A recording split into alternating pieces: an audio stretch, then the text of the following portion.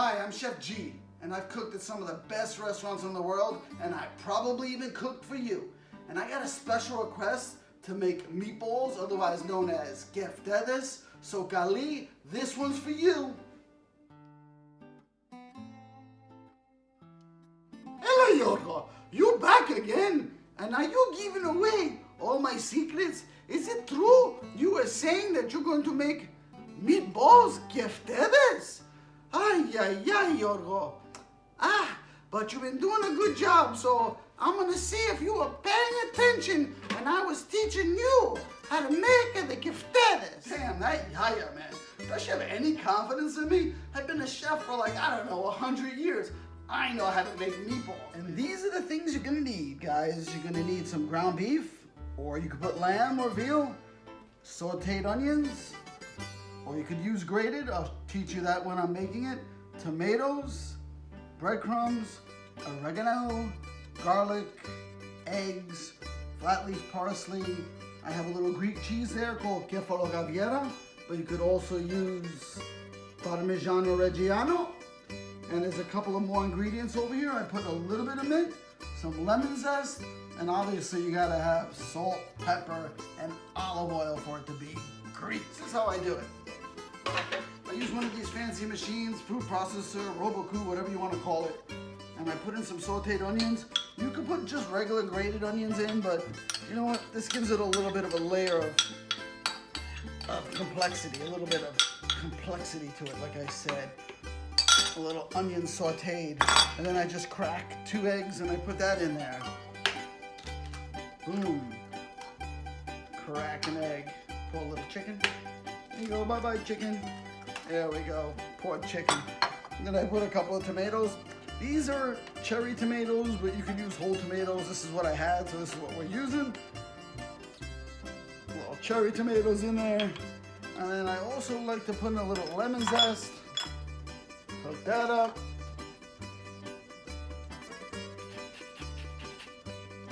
Like the zest of a whole lemon.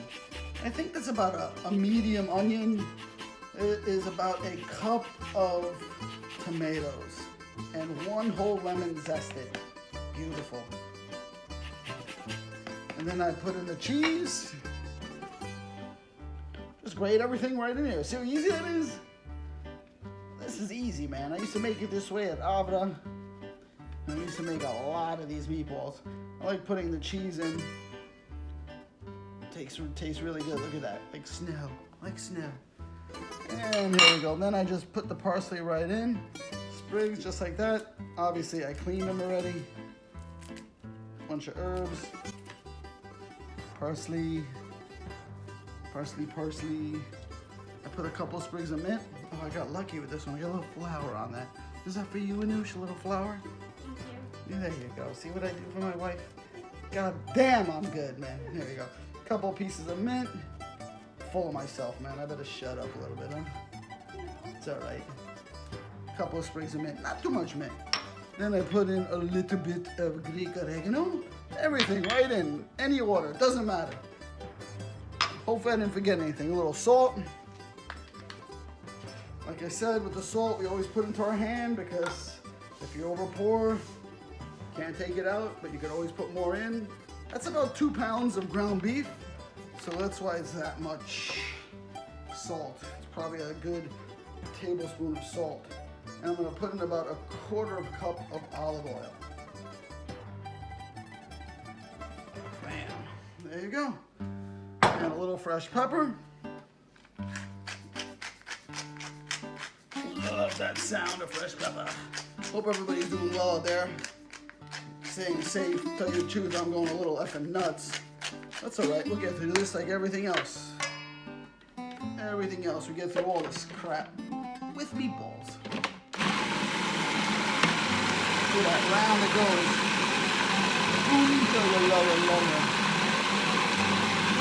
I like to add a little bit more parsley now. Just a little bit. There you go. I want to see it a little bit green. Beautiful, look at that. So easy that is, guys. I'm gonna give it a stop, and I'm gonna give it a little bit of a stir. Can't get easier than that, right? Puree it all together, make a nice little blend, and you just dump it right into the meat. Dump it all in there. Look at that. How perfect that is. Imagine chopping that by hand, Yaya. Come on, Yaya. You didn't have these back in Greece, man. Chopping that stuff by hand, old school way. Maybe I'm gonna teach you something, Yaya. There you go. So you put that in there, and then from here, I like to add half the breadcrumbs. Because you don't want it to be too many breadcrumbs, but you want enough to keep the meatball moist. That's kind of the secret of the meatballs, is to have enough breadcrumbs. And you could use your hand or a spoon, or you know what? I'll get rid of this spoon.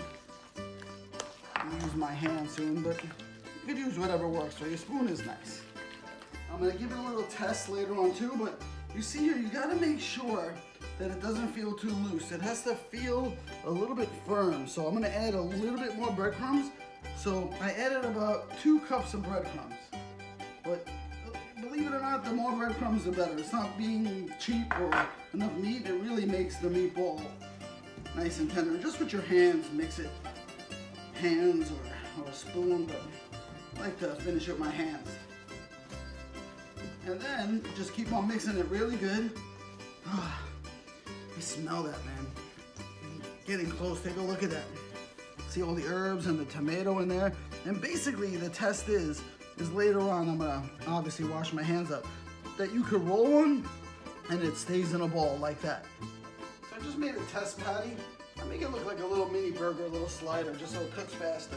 And then I dredge it in a little flour. What you could also do, which I like to do also, since it's a test, is I put a little bit of salt and a little bit of pepper and just give it a little stir. Seasoning your flour, a little trick, seasoning your flour. And there we go, dust off all the excess flour on it. And then you see that the pan is smoking point. Put it in, and there you go, you let it cook. Should be about enough. Give it a little flip. Look at that color on it. Looking good, man. That's Keftedes. Keftedes Yaya would be proud of. Huh? We're just tasting it. So we'll cook it through a little bit. It'll take a little bit of time. I cooked it for a few minutes on either side. Probably like 2.5 to 3 minutes on either side. Look guys, this is just a taste anyway, so if it's a little rare, that's fine. Cut it right down the middle. Actually, this one came out perfect. And then, here, Anoush, why don't you try a piece? And I'm gonna try a piece. Delicious. You know what? I'm gonna be a chef. You know how we're all not perfect, and I believe it needs like a touch more salt and a touch more pepper, okay? And there you go. That's how you do that. That's why you do that. So I'm gonna add in another 1/4 teaspoon of salt, a little fresh ground pepper.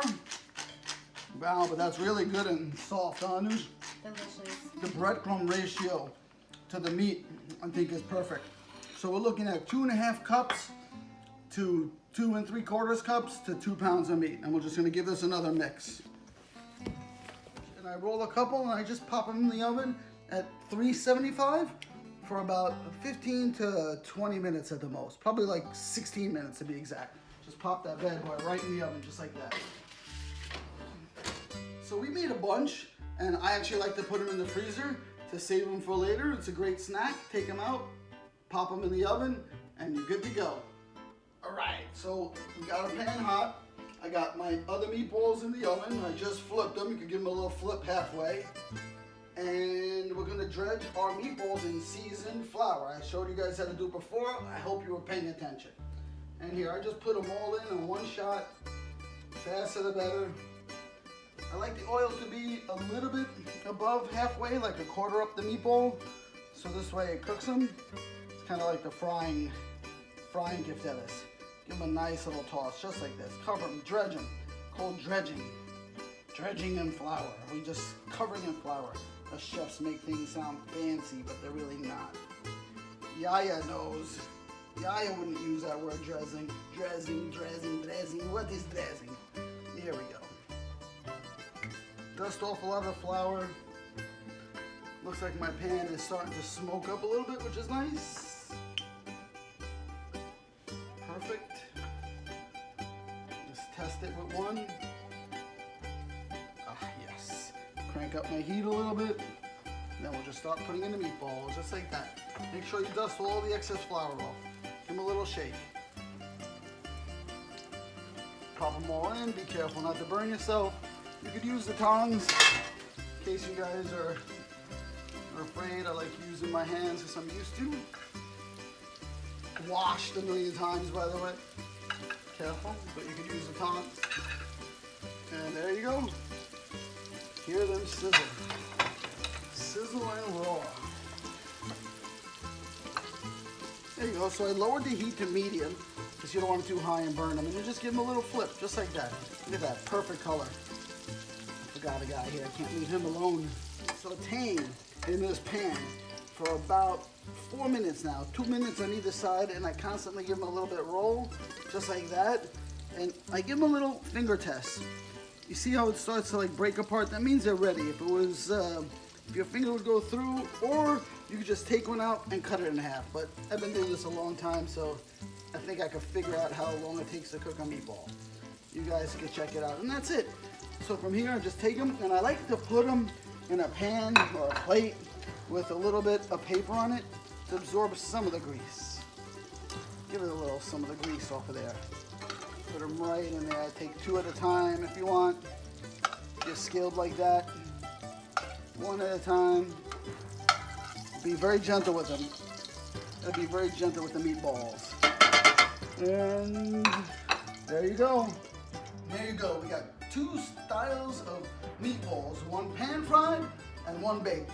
What I like to do to garnish them, obviously, if you guys are paying attention to my other videos, you already know how to make the tzatziki. So a classic mezze appetizer, Keftedes, pan fried with tzatziki sauce. And the ones that come out of the oven, I like to drizzle a little olive oil, just like that. I hit it with a little fresh lemon. Look at that, woo! And then if you want to be fancy, you can throw on some leaves on there. You don't have to. It's totally up to you guys. It's in my blood. You know what I mean? Put a little mint as a garnish. Throwing on more leaves on here. Could even put lemon on these if you want. Little drizzle. Little drizzle will do. Put a little more garnishes. And there you go. Keftedes. You know what? This dog has been staring at me forever, so let's see if these are city approved. Here you go, City. Oh, good girl. What do you think, City? Hey, Yorko, that was fast. You weren't lying, but I gotta see how they're gonna taste. You know, I like to taste the traditional fried ones. Let me see, Yorko. A little tzatziki. Put the spoon back.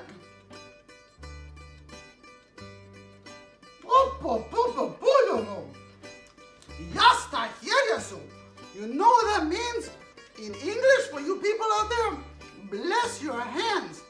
I am so happy they're Yaya approved, man. It makes me feel proud. I was paying attention, Yaya, I promise. You know what? I'm gonna give these a try. Nice and simple. A little olive oil, baked in the oven. You can put some lava lemon on there. And Yaya is so right, man. There's so many different things you could do with these. You can slowly bake them in a tomato sauce. You can make them with that lemon egg called avo lemano, fricassee. You could also shape them into bifteki on sticks and put them on the barbecue grill. But let me give this one a try.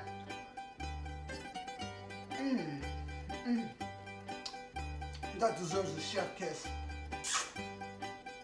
Something you really want me to make, let me know. I think next up is octopus, so that should be a fun one. There's a video of me somewhere floating on the internet making it once, so please subscribe to my page. And please go to Eon's page and donate to the hospital's page. They really, really need our help. We've been donating a lot of food to them. NYU Medical, Bellevue, Mount Sinai, they're all doing a great job out there. We're washing our hands, so please go to the link. This is Chef G. See ya!